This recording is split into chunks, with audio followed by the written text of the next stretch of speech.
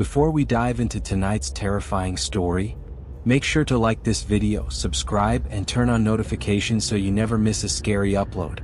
And comment below, where are you watching from and what time is it right now? Christmas is supposed to be the most wonderful time of the year. A time when families come together, when homes are filled with warmth and laughter, when children stay up late hoping to catch a glimpse of Santa Claus. But for some people, Christmas night brought something far darker than presents under the tree. Tonight, I'm going to share 5 disturbing true stories that happened on Christmas. Stories that will make you think twice about who might be knocking on your door when everyone else is asleep. These aren't tales of holiday cheer. These are stories of survival, of terror that came wrapped in the silence of a winter night. So turn off the lights, get comfortable, and let me take you through the darkness of Christmas horror. The first story comes from a woman named Rachel, who was working her final delivery shift on Christmas Eve in rural Montana. Rachel had been driving for a regional courier service for 3 years, and Christmas was always the busiest time. Most drivers hated working on Christmas Eve, but Rachel didn't mind. The extra pay was good, and she liked the quiet roads once the sun went down. That night, her route took her deep into the countryside, where houses sat miles apart and streetlights were non-existent. The snow had been falling steadily all evening, covering the roads in a thick blanket of white. Her GPS showed one final delivery, a large package addressed to a farmhouse at the end of a long dirt road. The clock on her dashboard read 11:47. She wanted to finish and get home before midnight. Rachel turned onto the unmarked road, her headlights cutting through the darkness. The trees on either side were dense, their branches heavy with snow. She drove for nearly 10 minutes before the farmhouse came into view. It was a 2-story structure, old and weathered, with dim lights glowing in the downstairs windows. A single strand of Christmas lights hung crookedly across the porch, half of them burned out. Rachel parked in front of the house, grabbed the package from the back and walked toward the porch. The snow crunched under her boots. The air was freezing, her breath coming out in thick clouds. She climbed the steps and knocked on the door. No answer. She knocked again, harder this time. Still nothing. She could hear a television playing inside, the faint sound of voices and static. She tried the doorbell, but it didn't work. Rachel glanced at her phone. It was almost midnight. She didn't want to leave the package in the snow, so she decided to try one more time. She knocked louder, and this time the door creaked open. It hadn't been latched. Rachel hesitated, then leaned her head inside. The smell hit her immediately. Something rotten, thick and nauseating. She gagged and stepped back. The television was still playing, the screen flickering in the dim light.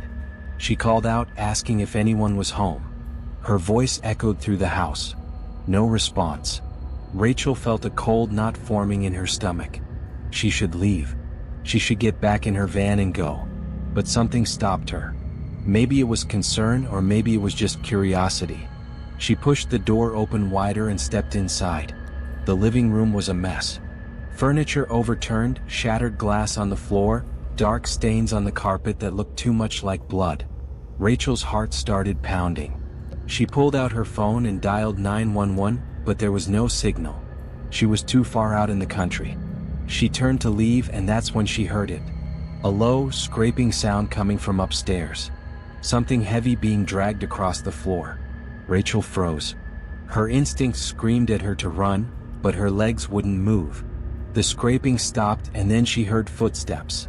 Slow, deliberate footsteps moving toward the staircase. Rachel didn't wait to see who it was. She bolted out the door, dropping the package on the porch. She ran through the snow, slipping and stumbling, her breath coming in ragged gasps. She reached her van, threw herself inside, and locked the doors. Her hands were shaking so badly she could barely get the key in the ignition. The engine roared to life, and she slammed her foot on the gas. The van fishtailed in the snow, but she didn't slow down. She didn't look back. Rachel drove for 20 minutes before she finally got a signal and called the police. She told them everything. The open door, the smell, the blood, the footsteps. The dispatcher kept her on the line until she reached the main highway. 2 hours later, the police called her back. They had gone to the farmhouse. The door was still open. Inside, they found the body of an elderly man in the upstairs bedroom. He had been dead for at least 2 days. But that wasn't the worst part. They also found evidence that someone else had been living in the house. Someone who had been staying there after the man died. Sleeping in his bed, eating his food, and waiting. The police never found out who it was. There were no fingerprints, no DNA, nothing to identify the intruder. But they did find something else. Muddy footprints leading out the back door through the snow toward the tree line. And those footprints? They were fresh. Made within the last hour. Whoever had been inside that house had left right after Rachel did. They had been upstairs the entire time she was standing in the living room. And they had heard her. Rachel quit her job the next day. She never made another delivery. Even now, years later, she can't sleep on Christmas Eve. She keeps her doors locked, her curtains drawn, and every light in the house turned on. Because she knows that somewhere out there, the person who was in that farmhouse is still walking around. And they know exactly what she looks like. The second story takes place in a small town in Ohio, where a family was celebrating Christmas night in their home. Mark and Linda Harrison lived with their 2 young children, Emma and Jacob, in a quiet neighborhood where everyone knew each other. It was the kind of place where people left their doors unlocked and kids played outside until dark. That Christmas, the family had spent the day at Linda's parents' house, opening presents and eating too much food. They got home around 9 in the evening, tired but happy. The kids were already half asleep by the time they pulled into the driveway. Mark carried Jacob inside while Linda helped Emma up the stairs. They put the kids to bed, cleaned up the living room, and sat down to watch a movie. Everything felt normal. Everything felt safe. Around midnight, Linda heard a sound. It was faint, like someone tapping on glass. She muted the television and listened. There it was again. A soft, rhythmic tapping coming from the back of the house. Mark got up to check, but Linda grabbed his arm. She had a bad feeling. Mark told her it was probably just a branch hitting the window. He walked toward the kitchen and Linda followed. The tapping stopped. They stood in the dark kitchen listening. Nothing.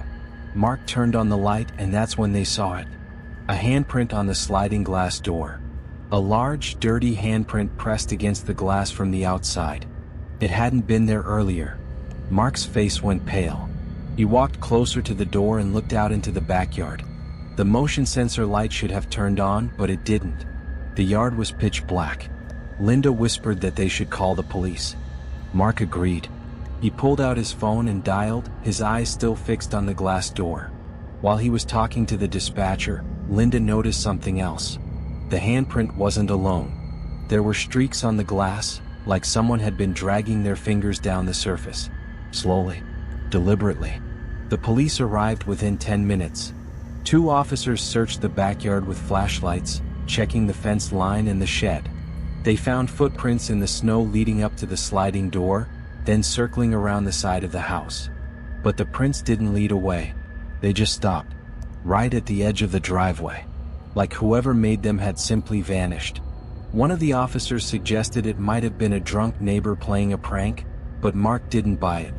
The handprint was too high on the glass. Whoever left it had been tall. Very tall. And the way the fingers were spread, it looked like they had been pressing hard trying to see inside. The officers told the family to lock their doors and keep the porch lights on. They said they would increase patrols in the area. Then they left. Mark and Linda didn't sleep that night. They sat in the living room with the lights on, listening to every creak and groan of the house. Around 3 in the morning they heard it again. The tapping. But this time it wasn't coming from the kitchen. It was coming from upstairs. From Emma's room. Linda's blood ran cold. Mark grabbed a baseball bat from the closet and ran up the stairs. Linda was right behind him. They burst into Emma's room and found her standing at the window, her small hand pressed against the glass. She was sleepwalking. Mark gently picked her up and carried her back to bed. But when he looked out the window, his heart stopped. There was someone standing in the yard below. A tall figure just standing there in the darkness, staring up at the house. Mark shouted, and the figure stepped back, disappearing into the shadows. He ran downstairs and threw open the front door, but the yard was empty. No footprints. No sign that anyone had been there. The next morning, Mark checked the security footage from their doorbell camera. The camera faced the front yard, but it had a partial view of the side of the house. He rewound the footage to 3 in the morning and watched. At exactly 3:04, a shape moved across the screen. It was too dark to make out details, but it was definitely a person. Tall, hunched over, moving slowly toward the house. The figure stopped just outside the camera's range and stood there for almost 10 minutes. Just standing. Watching. Then at 3:14 it turned and walked away.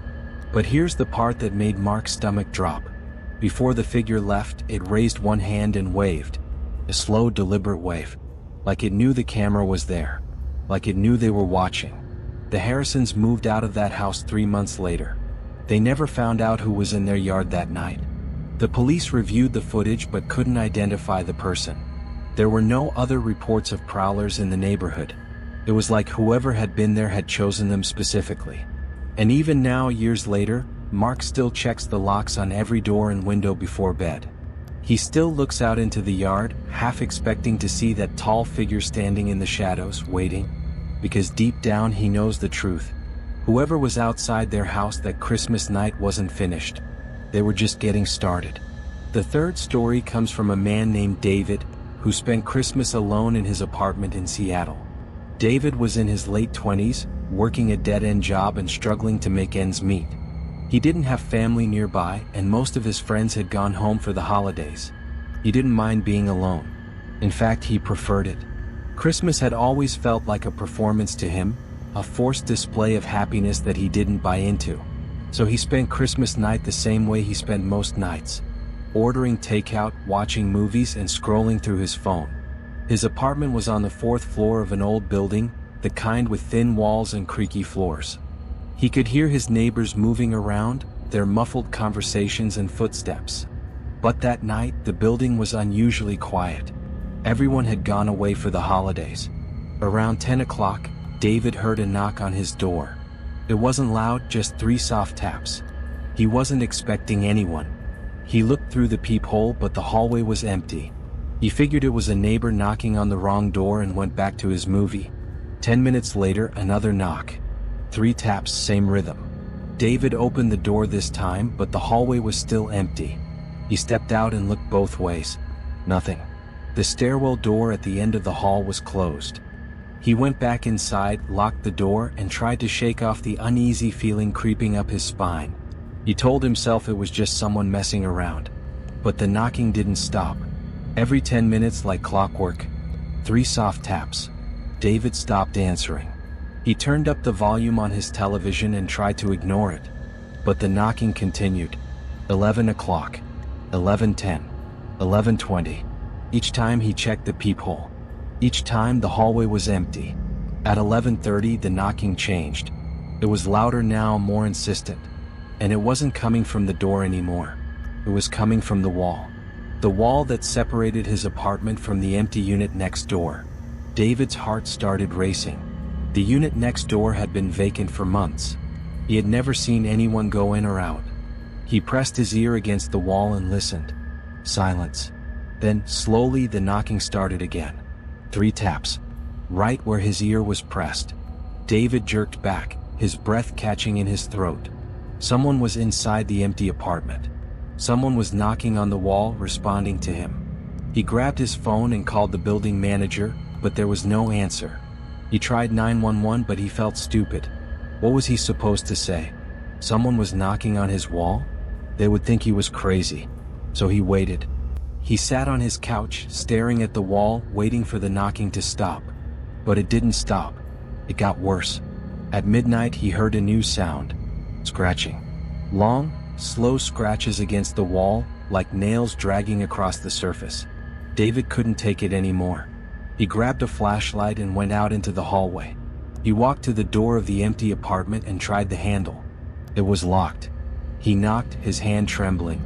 No answer. But he could hear movement inside. Footsteps. Someone was walking around in there. David ran back to his apartment and locked the door. He pushed his couch against it and turned off all the lights. He sat in the darkness, listening. The scratching continued. Louder now. More frantic. It sounded like whoever was on the other side of the wall was trying to claw their way through. David didn't sleep that night. He sat with his back against the door, his phone clutched in his hand, waiting for the sun to come up. When morning finally came, the scratching stopped. David waited until he heard other tenants moving around before he opened his door. He went straight to the building manager's office and demanded to know who was in the apartment next door.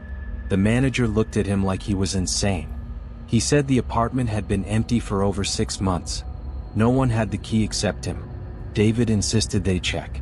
Reluctantly, the manager agreed. They went upstairs and the manager unlocked the door to the vacant unit. The apartment was dark, dusty, and completely empty. No furniture. No signs that anyone had been inside. But when they walked into the bedroom, David's blood turned to ice. On the wall that separated the apartment from his, there were scratches. Deep, jagged scratches that ran from the floor to the ceiling. And in the center of the wall, written in the dust, were 3 words. I see you. David moved out that same day. He didn't pack. He didn't take anything except his wallet and his keys. He checked into a motel and never went back. The building manager called the police, but they couldn't explain the scratches or the message. There was no evidence of forced entry. No fingerprints. Nothing. The apartment was sealed off, and the building manager eventually had the wall repainted. But David knows the truth. Someone was inside that apartment. Someone who had been watching him. Someone who knew exactly where he was. And to this day, David refuses to live alone. He keeps his curtains closed, his doors locked, and he never, ever ignores a knock. The 4th story comes from a woman named Sarah, who was house-sitting for her aunt and uncle over Christmas. They had gone on a cruise and asked Sarah to watch their home in rural Vermont. It was a large, old house surrounded by woods, miles away from the nearest neighbor. Sarah was happy to do it. She liked the quiet, and it gave her a chance to get away from the city for a few days. She arrived on Christmas Eve, bringing enough food and books to last the week. The house was beautiful, decorated with garlands and lights, a tall Christmas tree standing in the living room. Her aunt had left detailed instructions on how to care for the plants, where the spare keys were, and how to work the temperamental heating system. Everything seemed perfect. That first night, Sarah made herself dinner and settled in to read by the fireplace. The house was warm and cozy, the only sounds were the crackling of the fire and the wind outside. Around 10 o'clock, she heard a car door slam. She got up and looked out the window, but she didn't see any cars. She figured it must have been a neighbor down the road. She went back to her book. A few minutes later, she heard footsteps on the porch. Slow, heavy footsteps. Sarah's pulse quickened. She walked to the front door and turned on the porch light. No one was there. She checked the back door. Nothing. She told herself it was just an animal, maybe a deer or a raccoon. But the footsteps came again. This time they were inside the house. Upstairs. Sarah froze. She was alone. The house was locked. There was no way anyone could have gotten inside. She grabbed a kitchen knife and slowly climbed the stairs, her heart pounding in her chest. She checked every room. Empty. Every closet. Nothing. But when she got to the guest bedroom at the end of the hall, she noticed something. The window was open. Just a crack, but enough to let in the cold night air. Sarah knew she hadn't opened it. She locked the window and went back downstairs, but she couldn't shake the feeling that something was wrong. She tried to sleep that night, but every sound made her jump. The house creaked and groaned, the wind howled outside, and she kept hearing footsteps. Footsteps that seemed to follow her from room to room. The next morning, she searched the house again in the daylight. Everything seemed normal. No signs of forced entry. No missing items. She called her aunt, but she didn't want to worry her, so she said everything was fine. But that night the footsteps came back. And this time they weren't alone. Sarah heard a voice. A low, raspy voice coming from somewhere in the house. It was whispering her name. Over and over. Sarah. Sarah. Sarah. She couldn't tell where it was coming from. It seemed to echo through the walls. She locked herself in the master bedroom and called the police. She told them someone was inside the house. They arrived 30 minutes later and searched every inch of the property. They found nothing. No signs of an intruder. No footprints in the snow outside. One of the officers suggested she was hearing the house settling, or maybe the wind playing tricks on her. But Sarah knew what she heard. That wasn't the wind. That was a voice. She didn't stay another night. She packed her bags and drove back to the city, leaving the house dark and empty. Her aunt and uncle came home a week later, and when they walked inside, they immediately knew something was wrong. The Christmas tree had been torn apart, ornaments smashed, the star ripped off the top. The furniture was overturned. Drawers had been pulled open and emptied. And in the master bedroom, written on the mirror in red lipstick, was a message. "You left too soon." The police were called again. They dusted for fingerprints and found dozens, all belonging to the same unknown person. Someone had been living in the house the entire time Sarah was there, hiding in the attic during the day, coming out at night, watching her. The police never found out who it was. The case went cold, but Sarah still has nightmares. She still hears that voice whispering her name in the dark, and she knows that whoever was in that house is still out there, waiting for another chance. The fifth and final story is the most disturbing of all. It comes from a man named Tom, who was working as a security guard at a shopping mall on Christmas night. The mall had closed early, and Tom's job was to do a final sweep of the building before locking up. It was a routine he had done hundreds of times. Walk through each floor, check the doors, make sure no one was hiding in the bathrooms or stockrooms. The mall was huge, 3 floors of stores and corridors, and it always felt eerie when it was empty. Tom didn't mind. He liked the quiet. He started his sweep on the top floor, his flashlight cutting through the darkness. The stores were all locked, their metal gates pulled down. The food court was deserted, chairs stacked on tables. Everything seemed normal. He took the escalator down to the second floor and continued his rounds. That's when he heard it. Music. Faint, tinny music like a child's toy. It was coming from somewhere down the hall. Tom followed the sound, his footsteps echoing in the empty corridor. The music was getting louder. It was a Christmas carol, warped and distorted, playing on a loop. He turned a corner and saw it. A small, animated Santa Claus decoration, the kind that sings and dances when you press a button. It was sitting in the middle of the hallway, moving back and forth, its mechanical arms waving. Tom stared at it. He knew that decoration. It had been part of a display near the entrance, but the display had been taken down days ago. How did it get here? He walked over and picked it up. The music stopped. Santa went still. Tom turned it over, looking for a switch, but there wasn't one. It was battery operated, but the battery compartment was empty. Tom felt a chill run down his spine. He set Santa down and continued his sweep, but he couldn't shake the feeling that something was very wrong. He checked the bathrooms on the second floor. Empty. He checked the storage rooms. Nothing. He was about to head down to the first floor when he heard footsteps. Not his own. Someone else was in the mall. Tom stopped and listened. The footsteps were slow, deliberate, coming from somewhere behind him. He called out, identifying himself as security, asking if anyone was there. No answer. The footsteps stopped. Tom turned around, shining his flashlight down the corridor. It was empty, but then he saw it. A shadow. A long, distorted shadow stretching across the wall, like someone was standing just around the corner. Tom's heart started pounding. He reached for his radio to call for backup, but it was dead. The battery was full when he started his shift. Now it was completely drained. He was alone. He started walking toward the escalator, moving quickly now, his flashlight sweeping back and forth. The footsteps started again. Faster this time. They were following him. Tom ran. He didn't care how it looked. He didn't care if it was just his imagination. He ran down the escalator, his breath coming in short gasps. He could hear the footsteps behind him, getting closer. He reached the first floor and sprinted toward the exit. The doors were locked. He fumbled with his keys, his hands shaking, trying to find the right one. The footsteps were right behind him now. He could feel someone's breath on the back of his neck. He finally got the door open and burst outside into the cold night air. He ran to his car, started the engine, and drove away without looking back. He didn't stop until he was miles away from the mall. The next morning, Tom's supervisor called him. The mall had been broken into during the night. Someone had smashed through a side entrance and ransacked several stores. But that wasn't the strangest part. The security footage showed something that made Tom's blood run cold. At exactly the time he was doing his sweep, The cameras picked up a figure on the second floor. A tall figure moving through the shadows, following him, stalking him. And when Tom ran, the figure didn't chase him. It just stood there watching him leave. Then it turned and walked back into the darkness. The figure was never identified.